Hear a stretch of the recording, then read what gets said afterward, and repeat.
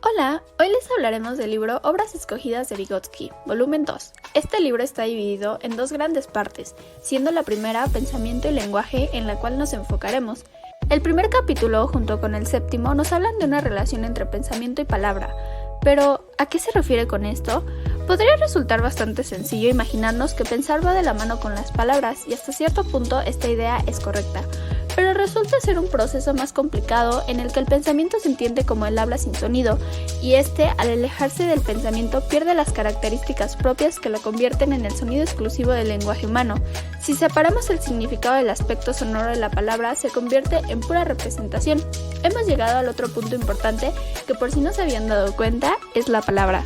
La palabra no se refiere a un objeto aislado, sino a un conjunto de toda clase de objetos por el cual nos lleva a una generalización. El significado de la palabra es una generalización que se constituye en el acto de pensamiento. Esta relación está establecida por un movimiento de pensamiento hacia la palabra y la palabra hacia el pensamiento. El pensamiento no se expresa en la palabra, sino que se realiza en ella. Ahora platicaremos un poco sobre el lenguaje y el pensamiento del niño en la teoría de Piaget. En este sentido se habla del pensamiento y el lenguaje egocéntrico. Aquí se relaciona el pensamiento egocéntrico de Piaget con el pensamiento autista de Bleuler. Este último es subconsciente porque los objetivos o problemas que se plantean no están presentes en la conciencia, además de que se crea para sí mismo una realidad imaginada.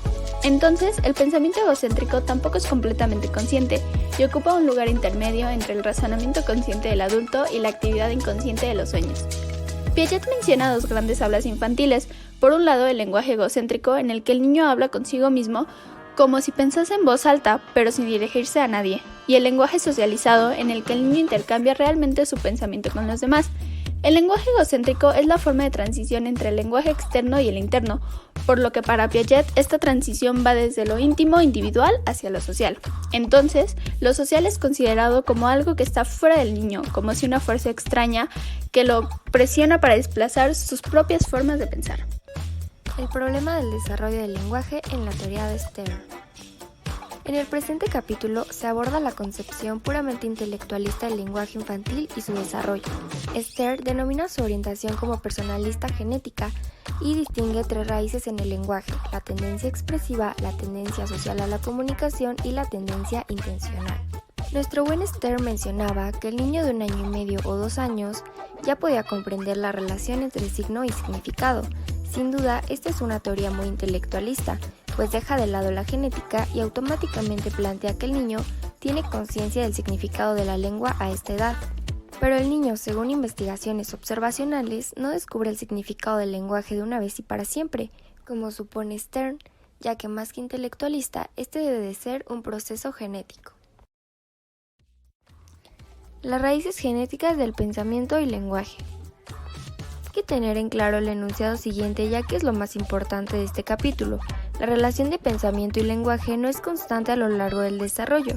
Se creía que sí era constante y que venían de la mano, pero no es así, ya que este cambia. Esto fue demostrado en investigaciones de la psicología animal. Huller y Yerkes realizaron investigaciones sobre el intelecto y lenguaje de los antropoides, con conclusiones importantes para este tema. Huller demuestra que el pensamiento surge en los animales con independencia del lenguaje y sin relación con sus logros. Y Yerkes mencionaba que el orangután se podía constatar de una ideación superior, pero no por encima del pensamiento de un niño de 3 años, a diferencia de Huller, ya que él mencionaba que el chimpancé y el humano tienen un comportamiento similar intelectual al del hombre. Como conclusión en el capítulo, se menciona que las raíces preintelectuales del lenguaje en el desarrollo del niño no tienen nada en común con el desarrollo del pensamiento. Investigación experimental del desarrollo de los conceptos. Los métodos tradicionales de investigación de los conceptos han sido, para mi opinión, un poco aislados al desarrollo del niño, ya que se caracterizan tanto unos como otros por separar la palabra del material sensible, solo operar con lingüística sin ningún material objetivo. Pero más adelante se planteó la forma adecuada del proceso de formación de conceptos, incluyendo ambos aspectos del proceso: el material a partir del cual se elabora el concepto y la palabra con cuya ayuda se va formando. El análisis experimental del proceso de formación de conceptos revela que el elemento fundamental de todo este proceso es el uso funcional del signo como medio para dirigir activamente una tarea que no se puede resolver más que a través de la formación de conceptos.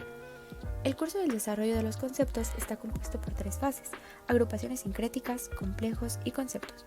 Cada una de estas fases se presenta de manera simultánea durante el desarrollo, es decir, pueden ocurrir al mismo tiempo e ir de una a otra.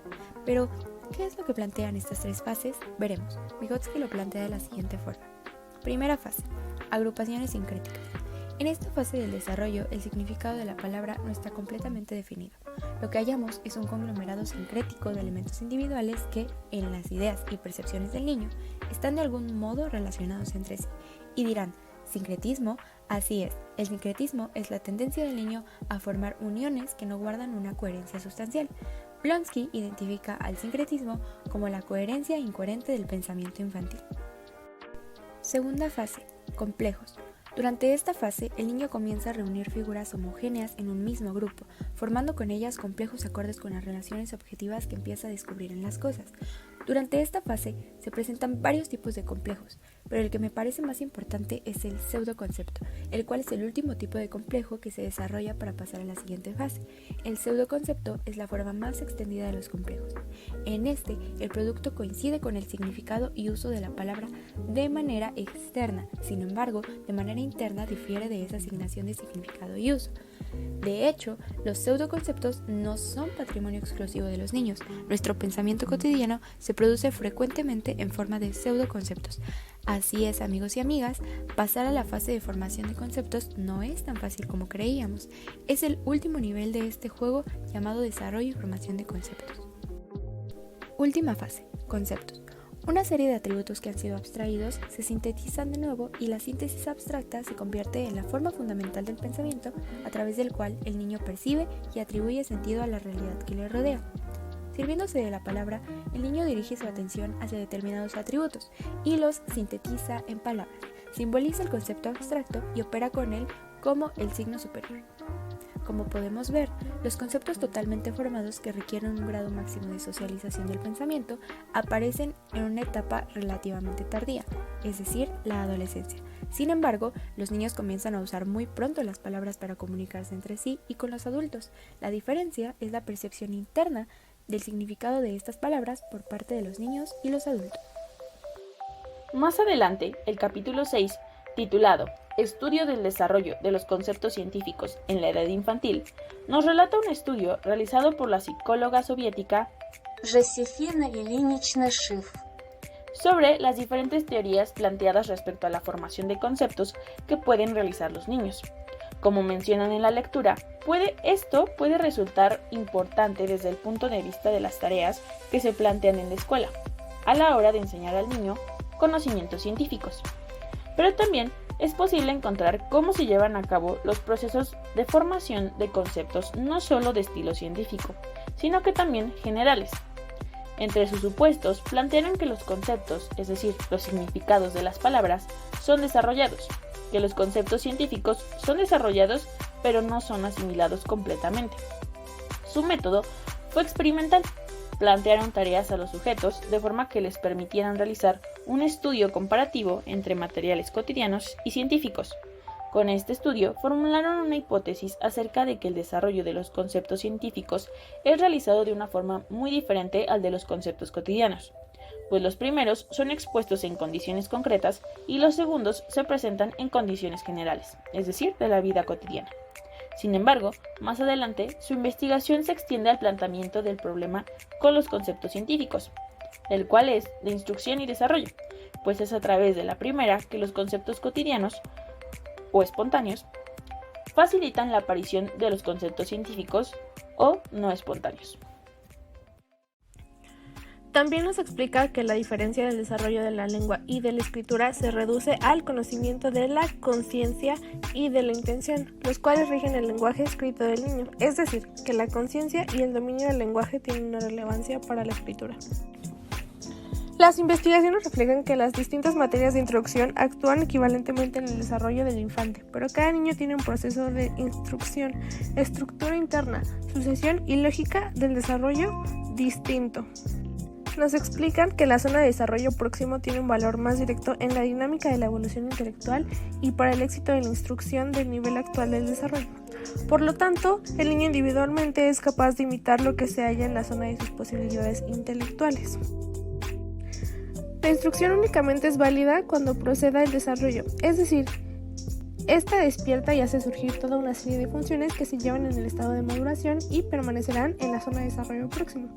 Por eso la instrucción resulta importante cuando se lleva a cabo dentro de los límites del periodo que determina la zona de desarrollo próximo.